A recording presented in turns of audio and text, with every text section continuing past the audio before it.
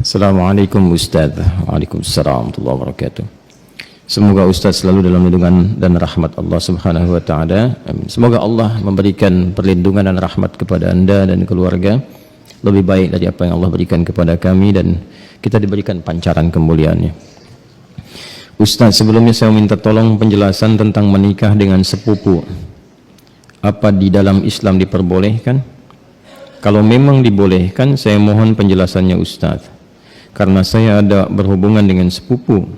Kebetulan ayah saya dan ayahnya adik, dan ayahnya adik kakak. Kenapa kebetulan? Ya, emang adik kakak kan, bukan kebetulan. Ya, kebetulan ayah saya dengan ayahnya adik kakak. Ayah saya yang paling tua. Dan kami berdua ingin menikah, tapi terhalang restu orang tua. Karena mereka menikahi sepupu, karena kata mereka menikahi sepupu itu tidak boleh karena masih satu bapak. Kami sudah memberikan penjelasan kepada orang tua, tapi orang tua masih kekeh dengan pendapatnya. Kami hanya ingin halal agar kami terhindar dari maksiat. Kami mohon kepada Ustadz untuk memberikan penjelasan tentang hukum menikahi sepupu. Dan kalau boleh, kami minta tolong divideokan ya Ustadz, agar orang tua kami bisa memahaminya dan memberikan restu kepada kami. Sebelumnya terima kasih banyak ya Ustaz. Syukran, jazakallah. Anda memindahkan beban hidup Anda kepada saya. Tidak apa-apa, ini biasa. Ya, mau dijawab? Yuk kita pakai Quran aja dulu jawabnya. Buka Quran surah ke 33 Al-Ahzab ayat 50. Quran surah 33 ayat 50. Tolong diambilkan kursi satu lagi. Biar duduk. Kursi satu lagi. Minta kursi. Ada? Kita langsung aja ya supaya nggak terlalu panjang. Hukum pernikahan dengan sepupu. Ada sepupu, ada keponakan, beda ya. Baik. Ini kan kasusnya begini. Ada adik kakak, ya. Kemudian masing-masing punya anak, kan?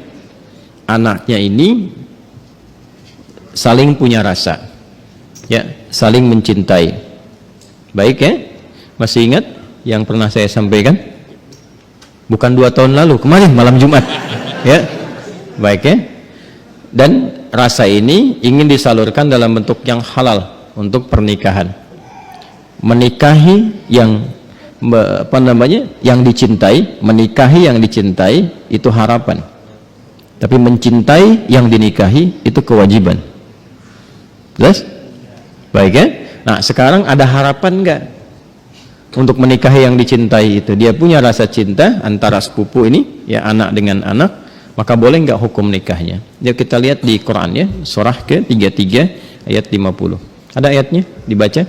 A'udzubillahi minasyaitonirrajim. Bismillahirrahmanirrahim. Ya ayyuhan nabiyyu inna ahlalna laka baik azwajaka allati ataita ujurahunna wa ma malakat baik yaminuk mimma afa Allahu alaih. Setelah itu wa banati ammika wa banati ammatika wa banati khalika wa banati khalatika. Terus ya, sampai situ dulu karena sesuai pertanyaan. Baik kan? Wa mar'atan mu'minatan in wahabat nafsaha lin nabi ya. Nah, itu nanti diteruskan ayatnya kemudian. Yuk kita lihat. Saya berdiri sebentar untuk menggambarkan dulu ya, sejenak.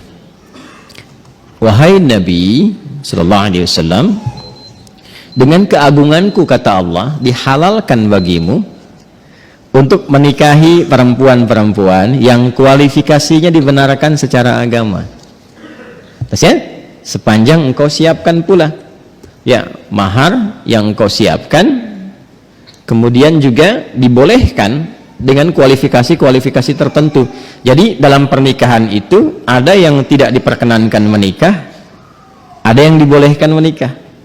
Nanti yang tidak diperkenankan diantaranya di ayat ke-23 surah keempat itu, surah An-Nisa ayat 23. Ayo yang jomblo fisabilillah tuh dituliskan dulu itu ya, ada berapa kualifikasi itu. Nanti kalau cari-cari jodoh jangan memaksa pada yang itu ya, itu yang tidak boleh. Hurrimat alaikum ummahatukum, ibumu nggak boleh ya kan? Kemudian juga saudarimu nggak boleh, ya kan? Nanti ada kualifikasinya sampai dengan yang ke bawahnya, ya, atau kurang lebih ada 11 yang disebutkan di situ. Itu yang tidak diperkenankan. Nanti ayat 12-nya sebagai tambahan. Jadi yang ayat 23 itu yang disebut dengan mahram. Ayat 24-nya istri orang. Jadi kalau sudah jadi istri orang jangan dipaksa, ya. Paham? Baik, termasuk nanti ada hadis sahih di Al-Bukhari dan Muslim, hati-hati bergaul juga dengan ipar. Ya, karena itu bisa menanamkan panah-panah setan, ya, menghadirkan dalam jiwa itu benih-benih seperti rasa suka. Itu hati-hati, bisa jadi pengantarnya curhat. Ya, lama-lama hilang gitu. Nah, itu yang dipersoalan, ya. Saya tidak ingin lompat terlalu jauh, kita kembalikan. Nah, itu yang dilarang, yang tidak diperkenankan. Yang boleh siapa saja dari jalur kekerabatan. Ya, di An-Nisa ayat 23, ibu nggak boleh, bibi nggak boleh, gitu kan? Bibi, kemudian baik itu dari pihak ibu ataupun dari pihak ayah. Ya, kemudian saudari nggak boleh, sepersusuan nggak boleh, gitu kan? Menantu nggak boleh, ya. Kemudian nanti ada anak-anak bawaan juga dari istri yang dinikahi, itu nggak boleh.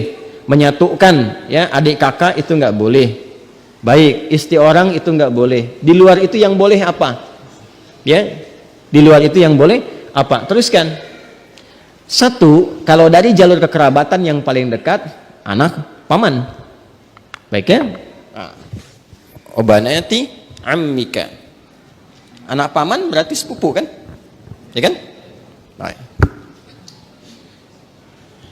Ini saya sebut kakek sajalah. Ya. Kakek punya anak kan? Ya. Ini A, ini B. Ini anaknya laki-laki, ini laki-laki juga.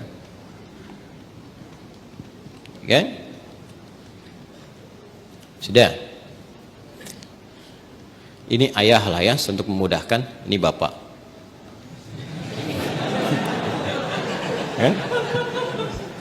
Kan punya anak kan? Berarti jadi ayah. Itu punya anak berarti bapak. A-nya apa? Ayah. B-nya bapak. Jelas? Nah, ini punya anak. Baik ya? Ini X. Yang ini ya kan? Ini Y. Baik. Yang ini perempuan Y. Yeti misalnya kan? Ya. Ini Safi. Ya. Kalau dia punya anak beberapa, misalnya Safi, Messi, misalnya siapa lagi ke bawah, misal. Laki-laki. Ini perempuan. Nah, ini sepupuan kan? Ini kan? Ya, halo? Ini dengan ini sepupu ya? Baik. Nah, ini Yeti dengan Safi ada rasa saling mencintai. Ingat, mencintai dengan menyukai itu berbeda. Suka, semua bisa disukai, tapi tidak setiap yang disukai itu harus mencintai. Jelas ya? Baik. Sama dengan begini, tak kenal maka tak bukan ta'aruf. Ya. Karena tidak harus yang dikenali itu disayangi. Anda kenal istri tetangga, apakah harus sayang padanya? Tidak kan? Paham ya? Baik. Jadi kenal itu tidak harus sayang. Halo, paham? Nah, tapi kita menyukai siapapun harus suka dalam konteks kebaikan. Tapi tidak selalu yang disukai itu harus dicintai. Cinta itu diikat dengan nilai-nilai yang baik. Karena itu bagus pertanyaannya, ingin tahu rambu-rambu agama supaya tidak keluar dari nilai-nilai itu, supaya tidak masuk dalam jerat-jerat setan. Apa hukumnya kemudian kalau ini ingin menikah dengan ini? Ini ada anak paman nih. Ini kan kesini paman kan? Ya kan? Ini ada anak pamannya nih, anak pamannya. Apa hukumnya kalau saya ingin menikah dengan anak paman? Maka dijawablah kemudian di Al-Ahzab tadi di ayat yang ke-50. Wa banati ammika wa banati ammatika. Ya, wa banati khalika wa banati khalatika. Am itu paman dari ayah. Khal paman dari ibu. Ammah, ammatun ya, itu bibi dari ayah. Jadi ayah misalnya punya saudari perempuan, bibi kan? Ya, baik. Ibu kan punya juga ya, saudari ya. Nah, dari ibu itu disebut dengan khalun dan khalatun. dari ayah disebut ammun dan ammatun. Jelas? Baik. Jadi hukumnya kalau ingin menikah antar sepupu boleh-boleh saja karena ini bukan mahram. Ya. Jelas? Sampai sini boleh. Kalau ditanya apakah boleh menikah antar sepupu? Boleh. Sepanjang tidak ada sebab-sebab lain yang mengharamkan itu. Apa sebab-sebab yang lain? Ini hukum asalnya boleh. Tapi nanti ada sebab-sebab lain yang menjadikan terlarang. Misal, ini hukum asal boleh, tapi ternyata ibunya Safi misalnya saat Safi lahir, ASInya macet. Maka minta kepada ibunya Yeti untuk bisa di-share ASInya. Ya kan? Halo? Ada yang salah? Huh? Share, like, and comment, ya kan? Baik. Kalau ini kemudian mendapatkan ASI yang sama dari ibunya Yeti, ya, sini ada ibu misalnya, jadi saudari atau saudara sepersusuan. Dia walaupun sama-sama sepupu, tidak menjadikan keduanya boleh menikah karena ada hubungan mahram birradha'ah. Tapi kalau di luar itu aman misalnya, bukan saudara atau saudari sepersusuan dan tidak ada faktor-faktor lain yang menjadikan ini terhambat, maka boleh-boleh saja. Tidak ada masalah di situ. Jelas? Sekalipun ada kebolehan, tapi tetap ditempuh dengan cara yang terhormat. Ya, jadi tidak boleh misalnya kawin lari, capek, sambil lari nikah gitu kan?